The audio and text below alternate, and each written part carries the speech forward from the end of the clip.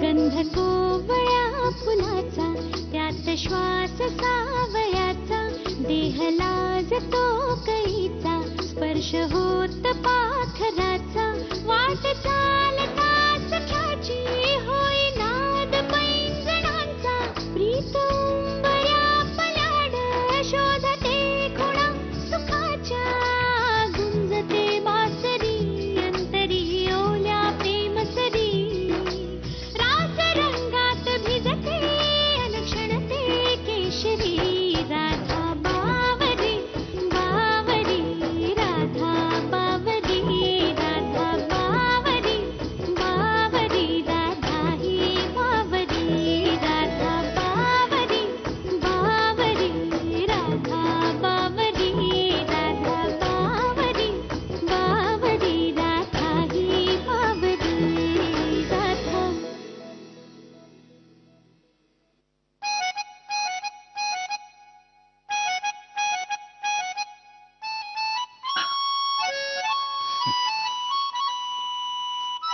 सौरभ, सीमा वहिनीचे साफसफाईचं मला खूप आवडतं बघ. सगळं कसं स्वच्छ नीट नेटकं. सौरभ, राधाचा स्वभाव देखील असाच आहे बघ. सगळं स्वच्छ नीट नेटकं जागच्या जागी टापटीप. आफ्टर ऑल डॉक्टर आहे ना ती. अरे हळूहळू किती दंगा करतो सौरभ. पण राधा आल्यावर नाही चालणार तुझा दंगा असा. तिला नाही आवडणार. हो, तुला माहिती आहे तिला काय आवडतं काय आवडत नाही ते? कळेलच ना हळूहळू. हो, पण मी तिला आवडतो हे निश्चित. म्हणूनच तर मला विचारलं ना तिने की माझ्या तिच्या मी प्रेमात पडलोय का म्हणून. किती शालीन स्वभाव आहे रे तिचा. अगदी आपली मर्यादा सांभाळून विचारलं बघ मला, पण खट्याळपणे. आणि माझ्या तोंडून वधवून देखील घेतलं की मी तिच्या प्रेमात आहे म्हणून. आणि स्वतः मात्र तिथून लाजून पळून गेले. अरे आता सगळं स्पष्ट होतंय मला. सौरभ, हे बघ, आता वेळ घालवायला नको प्लीज. तू सीमा वहिनीला लगेच बोलायला सांग माझ्या लग्नाबद्दल. हे बघ, पुढच्या महिन्याच्या 15 तारखेला राधाचं आणि माझं लग्न व्हायलाच हवं. बस, मला बाकी काही माहित नाही. पुढल्याच महिन्याच्या 15 तारखेला आम्ही लग्न करतोय. मी माझा सगळा बिझनेस US ला सेटअप केलाय. त्यामुळे लग्न झाल्यानंतर मी माझ्या या गोड बायकोला घेऊन आणि आजीला घेऊन तिथे कायमचा सेटल होणार आहे. सौरभ, अरे लक्ष कुठे तुझं? मी काय सांगतो ते. हे बघ, कसंही कर, तू कसंही मॅनेज कर, पण हे व्हायलाच पाहिजे. हे नाही झालं तर यावेळेला मी झोपेच्या इतक्या गोळ्या घेईन ना केदार. आणि या सगळ्याला तू जबाबदार असेल, लक्षात ठेव. केदार,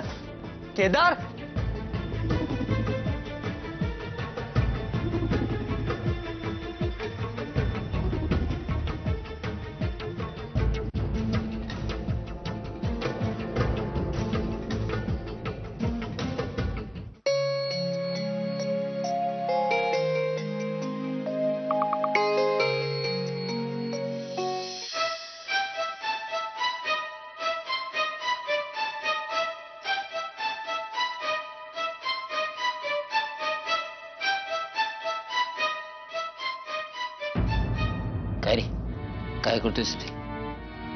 ऐकायचा प्रयत्न करतोय. सीमा बघ, कोणाशी तरी ना फोनवरनं गुलू गुलू गप्पा मारतेय. कोणाशी बोलते काय कळत नाही रे. अरे असेल कोणीतरी मैत्रीण. अरे नाही, मैत्रीण काय मैत्रीण. मी तुला सांगतो, कधी कधी रात्री 2-2 वाजता 3-3 वाजता उठून सुद्धा कोणाशी तरी बोलत असते सारखे. काय बोलते ना तेच कळत नाही रे.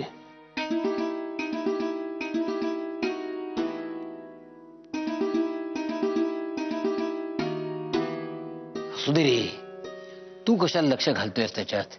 चल अरे चल काय आता ह्या सगळ्या बायका काम करतायत त्यांच्यावर लक्ष ठेवायचं सोडून ही बसली आपली फोनवर गप्पा झोडत. तुला काहीतरी निमित्तच लागतं भांडण नको काढायला. हा. बोलू दे तिला. हा. तू चल. बरं, चल.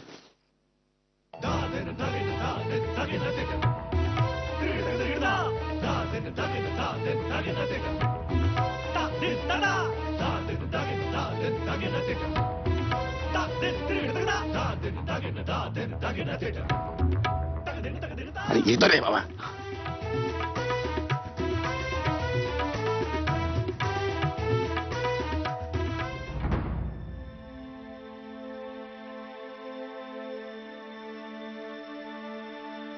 बाहेरच्या लोकांसमोर मी उत्तर द्यायला बांधील नाही. आणखीन एक गोष्ट, बाहेरच्या लोकांसमोर माझा झालेला असा इन्सल्टही मला आवडणार नाही. आणखीन एक गोष्ट, या राधाविदा बरोबर मी माझं लग्न शेअर नाही करणार, आधीच सांगून ठेवते. आणि माझ्या लग्नामध्ये कोणी न पडलेलंच बरं.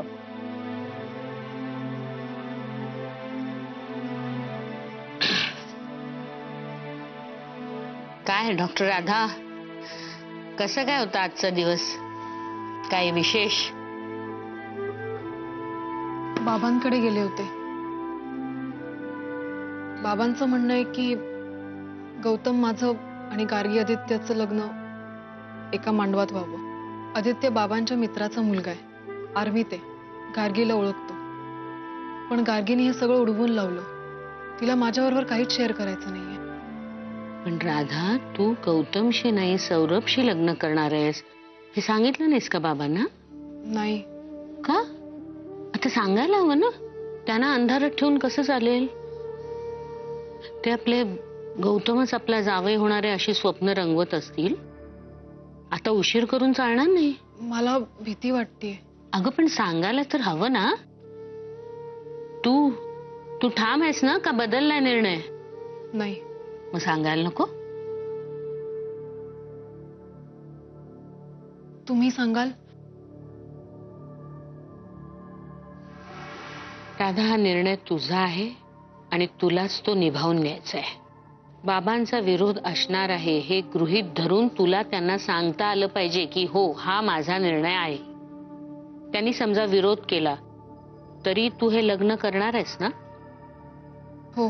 मग त्यांना तुझा निर्णय ठामपणे सांगण्याची हिम्मत तुला करायला हवी. तुला खरं सांगू राधा, तुझ्यावरच्या मायेपोटी विरघळले मी. पण मला तुझी खूप काळजी वाटते. सौरभ किती लहान आहे, त्याच्या शिक्षणाचा धडपत्ता नाही, आयुष्याची करिअरची काही दिशा नाही, कुठल्याही जबाबदारीची जाणीव नाहीये त्याला. आणि राधा, प्रेमाच्या पहिल्या आवेगात सगळं गोड गोड वाटतं ग. पण जेव्हा खरंच जगणं सुरू होतं ना, म्हणजे व्यावहारिक जगणं सुरू होतं, तेव्हा मग लक्षात येतं आपण काय करून बसलो. मग त्याच्यानंतर कधी पश्चाताप, कधी एकमेकांवर दोषारोप, भांडण तंटे, कधी पार घटस्फोट. आणि अगदीच नाही तर मग तडजोड करत, भांडत तंटत संसाराशी पुढे ढकलतात माणसं. तसं तुझ्या बाबतीत व्हावं असं नाही वाटत मला. नाही. म्हणून तू ह्या दुसऱ्या बाजूचाही नीट विचार कर. अगं, तू आंधळेपणाने उडी घ्यायला लागलीस तर मग विरोध करणारच ना आम्ही. बच्चा, तुझ्या भविष्यावर मी नाही असा आंधळेपणाने विश्वास ठेवू शकत. आई, एक सांगू? मी आजपर्यंत कितीतरी चिमुकल्या जीवांना जपून या जगात आणलेलं आहे. ते जीव पण असेच असतात, पूर्णपणे निरागस, पूर्णपणे आपल्यावर अवलंबून आणि सुंदर आयुष्य जगायला पूर्णपणे उत्सुक. सौरभचं मनही तसंच आहे, निरागस आणि रसरशीत आयुष्य जगण्यासाठी उत्सुक. मी जपेन त्याला, मी देईन दिशा त्याच्या आयुष्याला. जे माझ्या आयुष्यात नव्हतं ते हसू, ते रंग, तो आनंद, तो निर्भरपणा, ते सौरभ देतोय मला. मी त्याला जबाबदार आणि स्थिर व्हायला शिकवीन. मला माहितीये मॅम, सौरभने शिक्षण अर्धवट सोडलेलं आहे. तो भरकटलेला आहे, जबाबदारी नाही. या सगळ्या गोष्टी मला दिसत नाहीत, दिसल्या तरी जाणवत नाहीत, आणि जाणवल्या तरी आंधळ्या प्रेमापोटी मी त्याची पर्वा करत नाही. असं सगळ्यांना वाटतं. बाबांनाही तसंच वाटेल. तसं नाहीये मॅम. शिक्षण, वय, स्टेटस या सगळ्याच बाबतीत सौरभ माझ्यापेक्षा कमी आहे ह्याची जाणीव आहे मला. आणि आमचं लग्न झालं तर आमची टिंगल होईल हेही माहिती मला. सौरभ वयाने, शिक्षणाने, स्टेटसने कमी असला तरी माणूस म्हणून कुठे कमी नाहीये ना तो. आज नसेल कमवत तो, पण मी कमवते ना. आणि मला खात्री आहे एक दिवस तो स्वतःच्या पायावर नक्की उभा राहील. मी मदत करीन त्याला. शेवटी नवरा बायकोंचा एकमेकातला विश्वास, एकमेकांबद्दल आदर आणि एकमेकांवरचं प्रेम हेच महत्वाचं आहे ना. सौरभ जवळ तो जसा आहे तशीच जगण्याची हिंमत आहे. तो कोणाच्याही दबावाला बळी पडून, मारून मुटकून एका चौकटीत नाही जगत तो. तो त्याचा निर्भरपणा, बेपर्वाई मला कधीच उपभोगता नाही आली. पण ती बघून मला सुद्धा खूप बरं वाटतं. जे आपल्याकडे नाहीये ते आपल्या जोडीदाराकडे असावं आणि जे त्याच्याकडे नाहीये ते आपल्याकडे असावं, तरच देवाणघेवाण होते. नाही, आपण नेहमी वाचत आलोय अगदी शाळेपासून की स्त्री ही क्षणाची पत्नी आणि अनंत काळची माता असते. ते खूप खरं आहे असं मला वाटतं. नवरा बायकोच्या नात्यातही बायकोला आपल्या नवऱ्याची आई, बहीण, मैत्रीण, मुलगी सगळं काही व्हावं लागतं आणि नवऱ्यालाही तेच करायचं असतं. म्हणून तर हे नातं आयुष्याला पूर्णत्व देतं. सौरभ आहे पोरकट, पण मी आहे ना मॅच्युअर. आणि या नात्याची लाज नाही वाटत मला.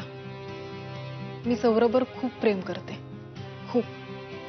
आणि मी त्याची आई होईन, बहीण होईन, मैत्रीण होईन आणि त्याला त्याचा सूर गवसावा म्हणून सगळं काही करेन. आणि आई, we will be very happy with each other.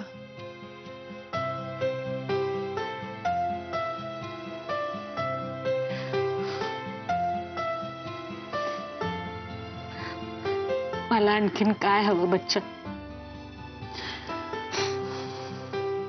सुखी राहा.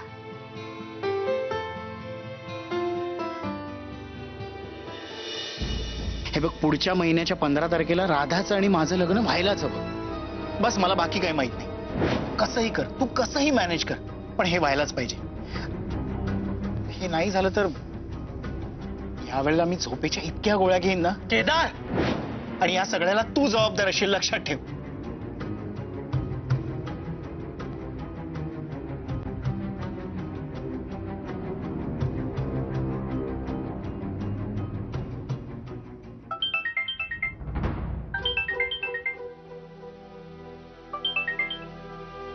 हाय सौरभ.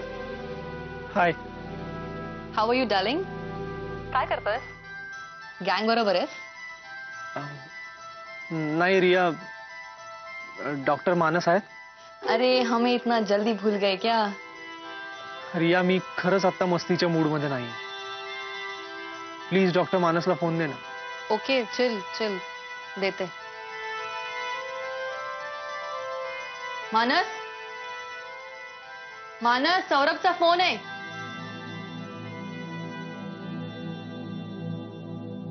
सौरभचा फोन. हा सौरभ, बोल. डॉक्टर, इथे एक खूप मोठा प्रॉब्लेम झालाय. केदारचा असा गैरसमज झालाय की राधाने त्याला लग्नाला होकार दिलाय. गॉड. आणि तो आता घरच्यांना सांगतोय की राधाच्या घरी बोलून घ्या आणि पुढच्या महिन्याच्या 15 तारखेला हे लग्न झालंच पाहिजे. आणि तसं नाही झालं तर तो झोपेच्या गोळ्या घेईल. आणि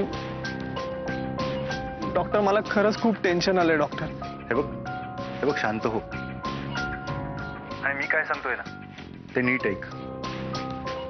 काय? सौरभ, केदार सारख्या पेशंटनी याआधी 2 वेळेला आत्महत्येचा प्रयत्न केलाय आणि तिसऱ्यांदा तो आत्महत्येची धमकी देतोय, आणि तीही तारखेची डेडलाईन देऊ. त्यामुळे आता ही गोष्ट आपण खूपच गांभीर्याने घेतली पाहिजे.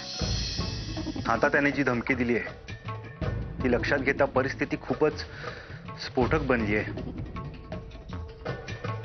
हे स्पष्ट आहे. हो डॉक्टर, पण आता त्याला मेंटल हेल्थ इन्स्टिट्यूटमध्ये ऍडमिट करणं अत्यंत आवश्यक आहे.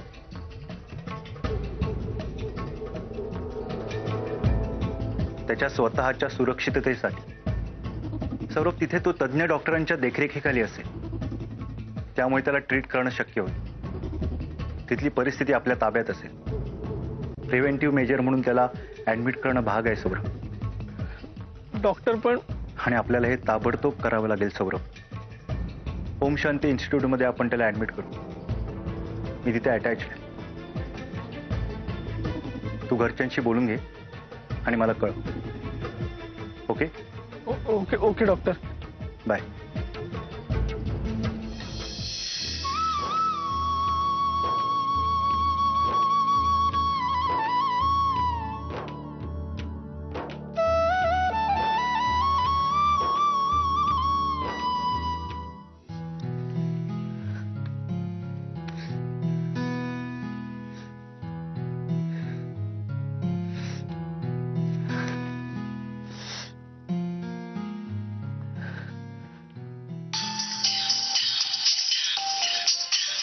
सौरभ,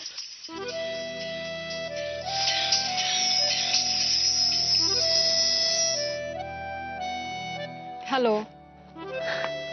हॅलो राधा, मला तुझ्याशी खूप महत्वाचं बोलायचं. मी 15 मिनिटात तुझ्या घराखाली होते. प्लीज मला भेट. काय झालं सौरभ? राधा, खूप अर्जंट काम आहे राधा. मला प्लीज, मला आत्ता तुला भेटायचं. प्लीज मला भेट. सौरभ,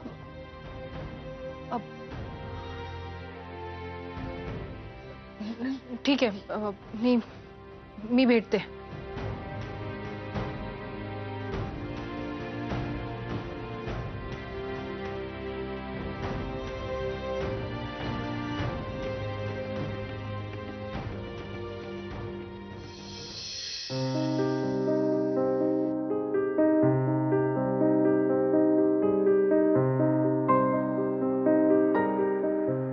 अलीकडे सौरभनी 4 पंजाबी ड्रेसेस घेतले, माहितीये ना तुला?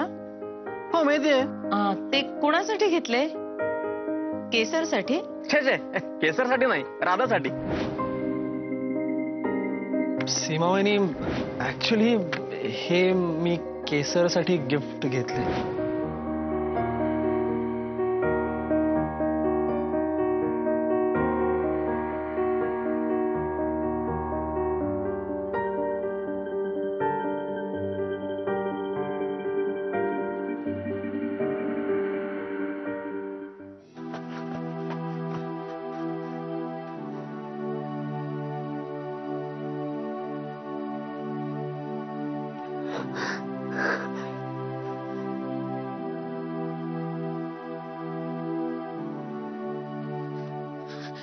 सौरभ, काय झालं? सौरभ बोल ना. सौरभ बोल. अरे राधा, राधा, केदारला मेंटल हेल्थ केअर इन्स्टिट्यूट मध्ये ऍडमिट करायला लागणार आहे. काय?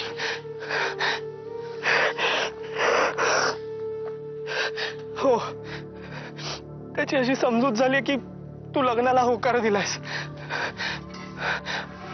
आणि तो म्हणतोय की राधाच्या घरच्यांची लवकरात लवकर बोलणी करा. पुढच्या महिन्याच्या 15 तारखेच्या आत लग्न नाही झालं तर केदार भरमसाठ झोपेच्या गोळ्या घेईन असं म्हणतोय. काय? तू मानसशी तू बोललास का मानसशी? हो, मानसला फोन केला होता मी. मानस म्हणाला प्रिव्हेंटिव्ह मेजर म्हणून त्याला मेंटल हॉस्पिटलमध्ये ऍडमिट केलंच पाहिजे. राधा, मानसनी त्याला Om Shanti mental health institute मध्ये ऍडमिट करायला सांगितलंय. राधा, आमचा केदार मेंटल हॉस्पिटल.